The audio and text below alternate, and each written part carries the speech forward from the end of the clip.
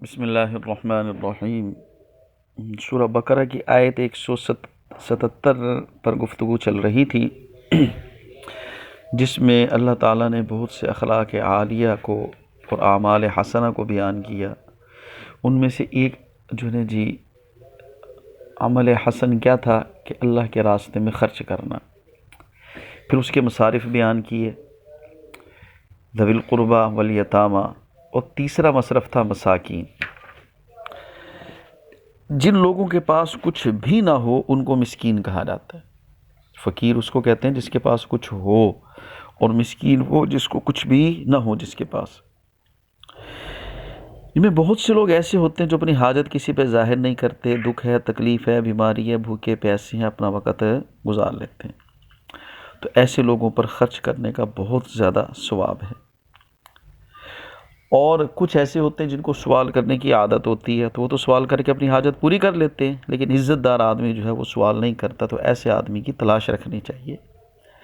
بخاری شریف کی حدیث کا مفہوم ہے کہ آپ صلی اللہ علیہ وسلم نے ارشاد فرمایا، مسکین وہ نہیں جو لوگوں کے پاس چکر لگاتا ہے، یہ مانگ کس سے، یہ مانگ، وہ مانگ، پھر کوئی دیتا ہے کوئی نہیں دیتا۔ لیکن حقیقی مسکین وہ ہے جو اپنی ضرورت کی چیز بھی نہیں پاتا اور اس کا پتہ بھی نہیں چلتا کہ تاکہ لوگ اس پہ صدقہ کریں، اور وہ سوال کرنے کے لیے کھڑا بھی نہیں ہوتا۔ یہ ہے حقیقی مسکین۔ تو ہم لوگ جو ہے نا اس انتظار میں بیٹھے رہتے ہیں کہ بھی کوئی آ کے دروازہ کھٹکھٹائے گا، ابھی کوئی آ کر ہم سے اپنی ضرورت کا اظہار کرے گا نا، پھر ہم کیا کریں گے، اس کی ضرورت کو پورا کریں گے۔ تو اچھا، اگر قرآن کو دیکھا جائے اور اس کے علاوہ بہت سے احادیث پہ بھی نظر ڈالی جائے تو معلوم یوں ہوتا ہے کہ اللہ جو ہے، اس کا رسول یہ ہم پہ ذمہ داری ڈال رہے ہیں، بھائی تم تلاش کرو، تم تلاش کرو۔ مثلا آگے تیسرے سپارے میں آئے گا، فرمایا للفقراء الذین احصروا فی سبیل اللہ لا یستطیعون ضربا فی الارض یحسبهم الجاہل اغنیاء من التعفف تعرفهم بسیماہم لا یسألون الناس الحافا، کہ جو لوگ جو ہے نا جی صدقات کے اصل مستحق وہ ہیں جو اللہ کے کام کی وجہ سے جو ہے نا جی باہر نہیں نکل سکتے، زمین میں ادھر ادھر اپنے کام کے لیے نہیں جا سکتے، روزی روٹی کے لیے۔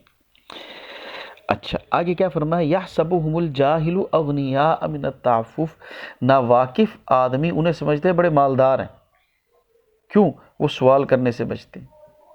تعرفهم بسیماہم، تو ان کو پہچانے گا ان کی نشانی سے، ان کے چہرے کو دیکھ کر، ان کے چلنے پھرنے کو انداز کو دیکھ کر کے پریشان ہیں، بڑے جھکے جھکے انداز میں چل رہے ہیں۔ آدمی کے اٹھنے بیٹھنے سے پتہ چلتا ہے پریشانی میں۔ لا یسألون الناس الحافا، اور وہ چمٹ چمٹ کر سوال نہیں کرتے، چمٹ چمٹ کر سوال نہیں کرتے۔ ہمارے ہاں تو غنڈہ کر دی ہے بھائی، مانگنے والوں نے پیشہ بنایا ہوا ہے اور وہ آ کے سر پہ کھڑے ہو جاتے ہیں۔ اور اس کے علاوہ اور بھی بہت سے واقعات ملتے ہیں جن پہ اگر غور کیا رہے تو معلوم ہوتا ہے کہ بھائی یہ دینے والے کی ذمہ داری ہے کہ ضرورت مند کو کیا کرے، تلاش کر کے دے۔